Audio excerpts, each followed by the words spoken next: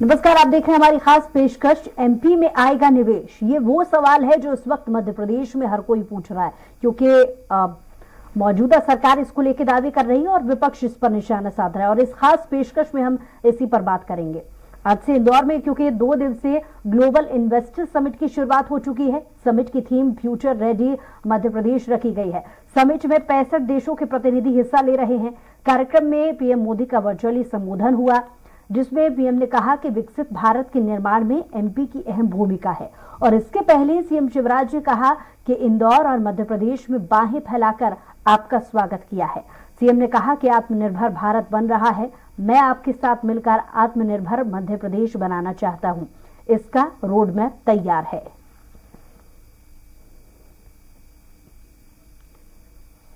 सौभाग्य है,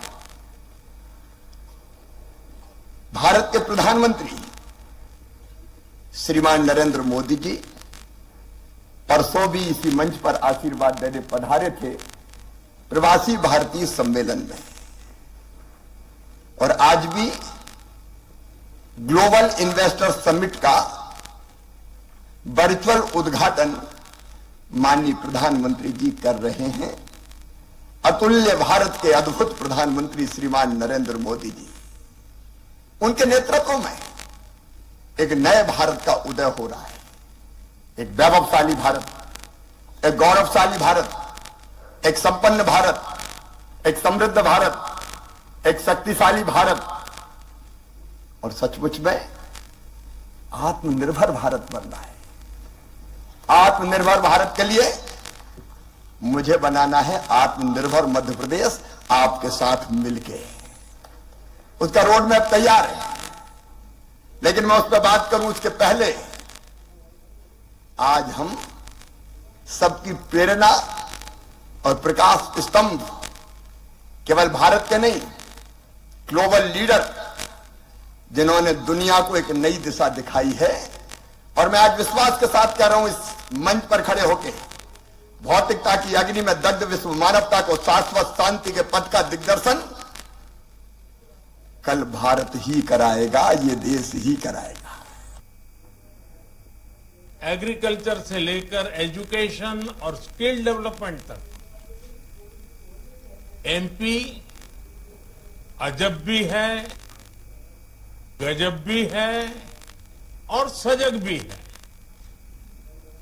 साथियों, मध्य प्रदेश में ये समिट ऐसे समय में हो रही है जब भारत की आजादी का अमृत काल शुरू हो चुका है। हम सभी मिलकर विकसित भारत के निर्माण के लिए जुटे हुए हैं। और जब हम विकसित भारत की बात करते हैं तो ये सिर्फ हमारी एस्पिरेशन नहीं है, बल्कि ये हर भारतीय का संकल्प है। तो ग्लोबल इन्वेस्टर समिट पर गृह मंत्री नरोत्तम मिश्रा ने भी बयान दिया है। मध्य प्रदेश बदल रहा है, प्रदेश में आ रहा है निवेश, नींव का पत्थर साबित होगा। जिसमें इन्वेस्टर समिट में और क्या कुछ कहा नरोत्तम मिश्रा ने, ये आपको सुनवाते हैं। ये ग्लोबल इन्वेस्टर समिट भविष्य में रोजगार की दृष्टि से भी मील का पत्थर साबित होगी। मध्य प्रदेश सरकार ने 1 लाख से अधिक नौकरियां स्वयं की निकाली हैं। हर महीने में एक दिन रोजगार मेला लगता है और प्रदेश में निवेश को लेकर वातावरण भी बहुत अच्छा है। इसमें 90 से ज्यादा बड़े उद्योगपति और 300 से ज्यादा उद्योगों के डेलीगेट्स इस समिति में भाग ले रहे हैं।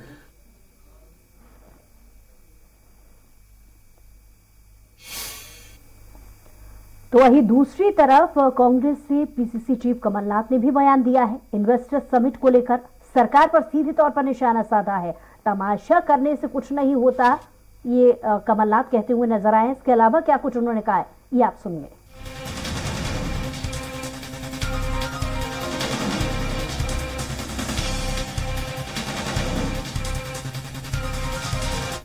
समिट ये शो करने से, तमाशा करने से कुछ नहीं होता।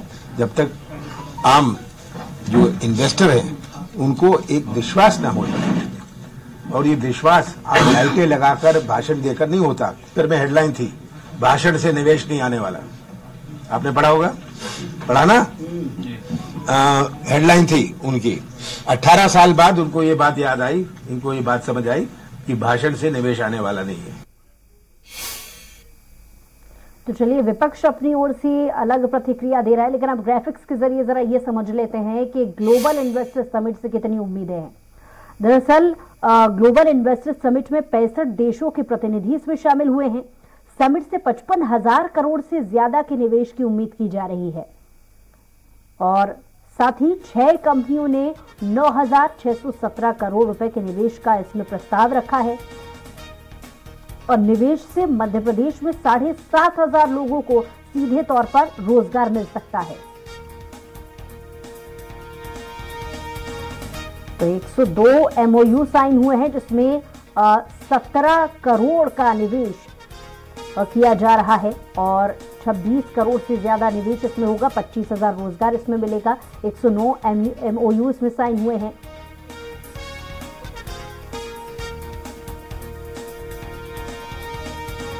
तो राजनीतिक सरगर्मियां कितनी भी तेज हों, लेकिन प्रदेश सरकार इसको लेकर अलग दावे कर रही है। जाहिर तौर पर उससे उम्मीदें भी जुड़ जाती हैं। फिलहाल ये समझने की कोशिश करते हैं, हमारे साथ जो सीधे इंदौर से डेप्यूटी एडिटर अतुल पाठक जी हमारे साथ लाइव जुड़ गए हैं। उनसे समझने की कोशिश करते हैं कि इस इन्वेस्टर समिट मीट से कितनी उम्मीदें अब युवा वर्ग की होने वाली हैं, क्योंकि सरकार की तरफ से दावा तो यही है कि रोजगार बहुत मिलेगा। अतुल जी।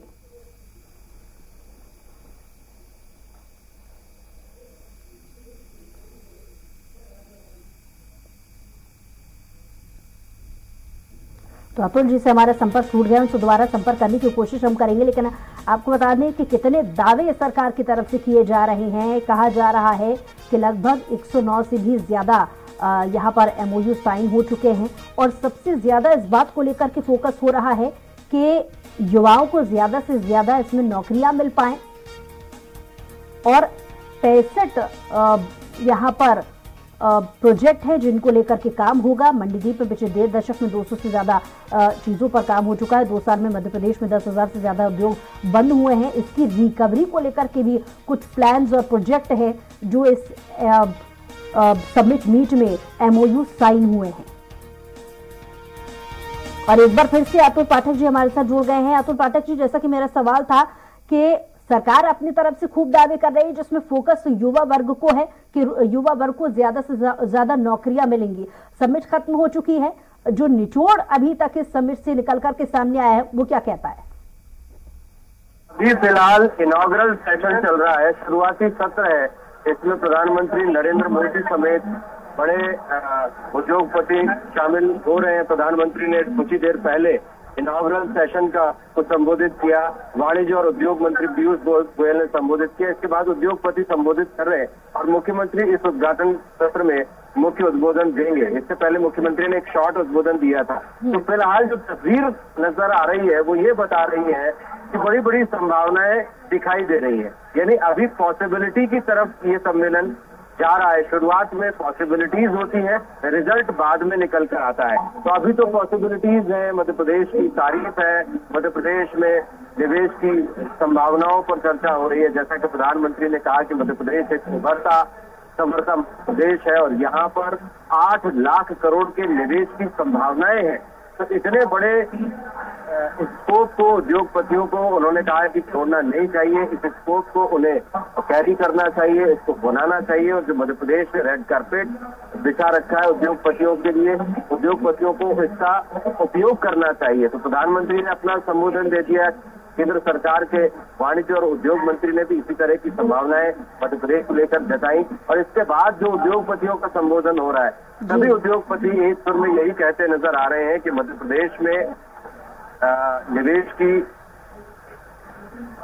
बेहतर संभावनाएं हैं और इन संभावनाओं का दोहन किया जाएगा। तो उद्योगपतियों की ओर से भी सकारात्मक पहल दिखाई देती है। बड़े बड़े उद्योगपति यहाँ पर मौजूद हैं और वो कह रहे हैं कि वो मध्य प्रदेश में बड़े स्तर पर निवेश करेंगे। मध्य प्रदेश सरकार की योजनाओं का, मध्य प्रदेश सरकार के प्रोजेक्शन का फायदा उठाएंगे और जिस तरह से सहूलियतें उन्हें मिल रही हैं इसके आधार पर वो कह सकते हैं कि मध्य प्रदेश में बड़े स्तर पर इस इन्वेस्टमेंट समिट में इन्वेस्टमेंट होने जा रहा है और 2 दिन में इसके नतीजे सामने आ जाएंगे। जी अतुल जी, क्योंकि पहले जब आपसे हमारी बात हुई थी तब आपने इस बात का जिक्र किया था कि मध्य प्रदेश में निवेश की संभावनाएं कितनी है, इसको दर्शाने की एक कोशिश होगी। तो इन्वेस्टर्स फ्रेंडली मध्य प्रदेश कैसे है, इस सवाल को किस तरीके से क्लियरिटी के साथ में समझाने की कोशिश मंच के माध्यम से की गई? जैसा कि मुख्यमंत्री शिवराज सिंह चौहान ने शुरुआती उद्बोधन दिया और उन्होंने साफ तौर पर कहा कि मैं सभी उद्योगपतियों का हृदय से स्वागत करता हूं। हम पलक पावड़े बिछाकर मैदान में हैं। आपके पास हमारे साथ शशिकांत त्रिवेदी जी जो कि वरिष्ठ पत्रकार हैं हमारे साथ फोन लाइन पे दूसरी तरफ जुड़ गए हैं। बहुत स्वागत है आपका शशिकांत जी। शशिकांत जी सुन पा रहे हैं आप? हाँ, मैं सुन पा रहा हूँ। क्या बात आ रही? शशिकांत जी, investor summit meet Madhya Pradesh में की जा रही है। जाहिर तौर पर उम्मीदें बहुत सारी हैं, लेकिन मध्य प्रदेश ये साबित किस तरीके से करेगा कि कितनी संभावनाएं निवेश को लेकर के मध्य प्रदेश में, आपकी क्या सोच है? नहीं, मध्य प्रदेश अभी भी अगर ग्रीन एरिया बना हुआ है तो थोड़ा सोचना पड़ेगा कि लगातार 17-18 साल एक ही सरकार है, उसके बाद भी अगर ग्रीन एरिया है तो क्या निवेश नहीं आया है अभी तक? और आया है तो कहाँ गया है, किधर है? और नए एरिया में है तो नए एरिया में कौन सा नया एरिया है? ये सब चीजें सरकारों को एक अपना क्लैरिफिकेशन पब्लिक को देना चाहिए कि नया इन्वेस्टमेंट है तो ये समिट मीट से है, क्योंकि जाहिर तौर पर ये लोक लुभावनी जो है इसमें योजना हो सकती है, क्योंकि ये चुनाव से ठीक पहले। नहीं, देखिए, चुनाव की योजना निवेश को लेकर के वोटर अपना कोई मत नहीं लगाता है। होता ये है कि कोई भी जब इन्वेस्टमेंट आता है ना, मान लीजिए आपके घर में अचानक पैसा आ जाए तो उस पैसे का रिफ्लेक्शन होना चाहिए ना कि आपके घर में कार आ गई, आपने घर पक्का करा लिया, उसमें सबके पास सोने के गहने बन गए, तो ये निवेश आया, कहीं ना कहीं से कुछ पैसा आया है। और अगर आपके यहाँ निवेश आया, सवाल मैंने इसलिए भी किया क्योंकि अभी तक जो इसमें कहा जा रहा है कि युवाओं को ज्यादा से ज्यादा इसमें रोजगार मिलेगा, तो उम्मीदें कितनी इससे की जा सकती हैं? देखिए, आप पता कैसे करेंगे कि रोजगार मिला है कि नहीं मिला है? वो जो मैं आपसे कह रहा हूँ, आप सुन नहीं रहे हैं। हेल्थ इंडिकेटर, आपके जो ह्यूमन डेवलपमेंट इंडिकेटर्स होते हैं वो फाइनेंस कमीशन आकर के बताता है।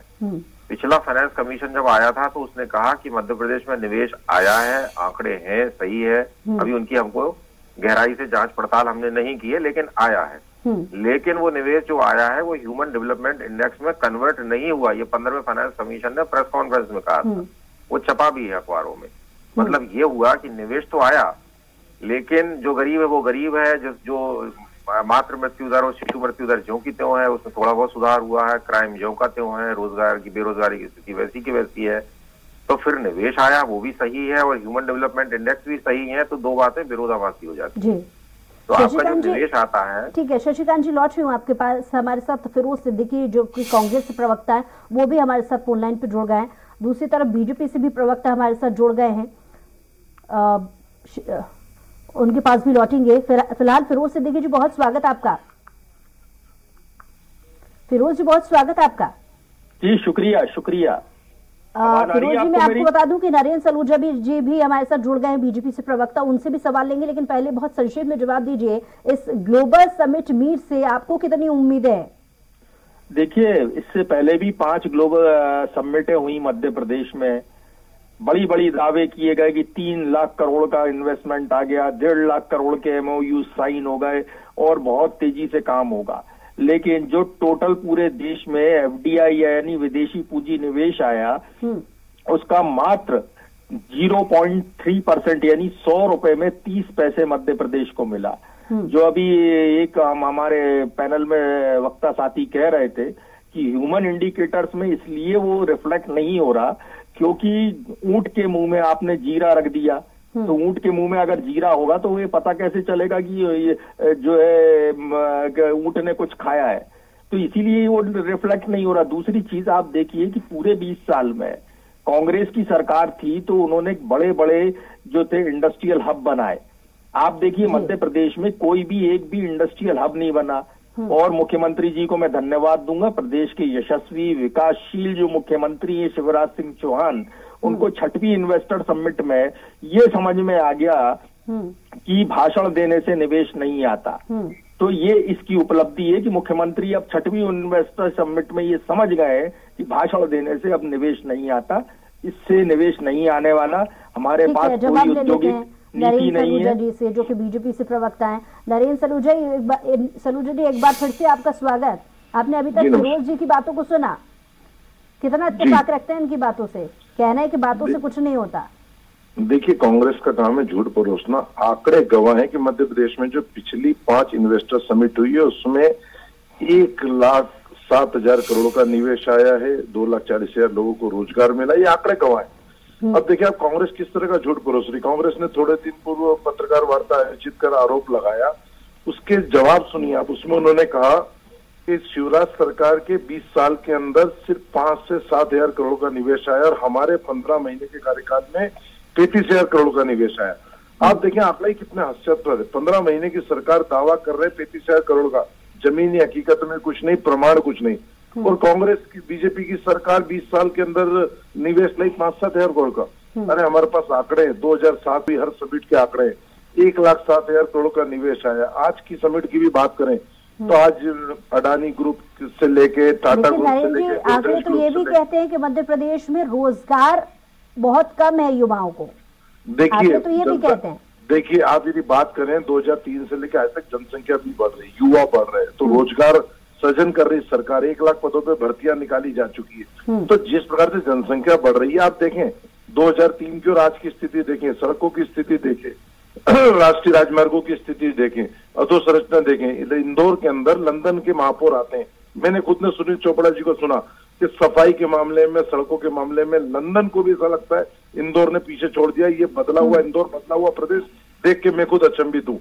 तो आप देखिए विकास कहाँ पहुंच गया। यदि जनसंख्या बढ़ रही, सब कुछ तेजी से बढ़ रहा है, तो निश्चित तौर पे बेरोजगारी वाली जो आंकड़े हैं, रोजगार भी उतना दिया जा रहा है, युवाओं की संख्या भी बढ़ रही है। तो आप यदि अनुपात देखेंगे जनसंख्या का। फिरोज सिद्दीकी जी देखिए, अगर 1 लाख करोड़ का इन्वेस्टमेंट आया है मध्य प्रदेश में, फाइनेंस कमीशन को पता नहीं है कि 1 लाख करोड़ का इन्वेस्टमेंट आया है।